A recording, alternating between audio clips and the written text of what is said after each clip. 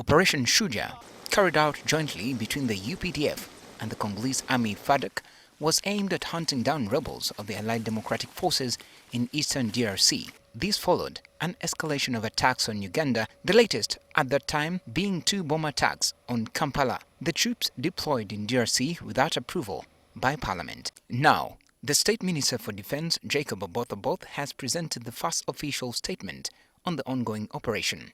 The joint forces continue to mount pressure against ADF elements in order to decisively neutralize the group. On various occasions, Parliament had demanded that government explain how troops were deployed without its approval.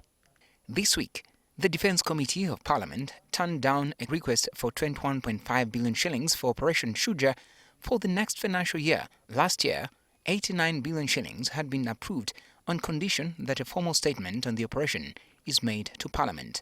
Both said that among the achievements the joint forces made in 2022 were to kill 424 ADF terrorists, capture 81, rescue 115 abductees, and recover 118 firearms with assorted ammunition and 10 improvised explosive devices. The Deputy Speaker of Parliament, Thomas Tayewa, asked the Minister to clarify the purpose of the deployment. Peacekeeping or peace enforcement? Because if it is peacekeeping under the UPDF Act, Section 39(2), you're supposed to inform Parliament. The Leader of Opposition in Parliament, Mathias Mpuga, proposed that the statement be rejected, calling it flimsy. And I wouldn't know why a very able man would insult us with this pager. This is an internal memo, not a statement to Parliament, Honourable Speaker. But he fell short of mentioning the losses we may have made in the operation. But I think next time this report should be very, very comprehensive. It is so shallow. So I move that this statement is rejected until the minister comes to seek the approval that we require.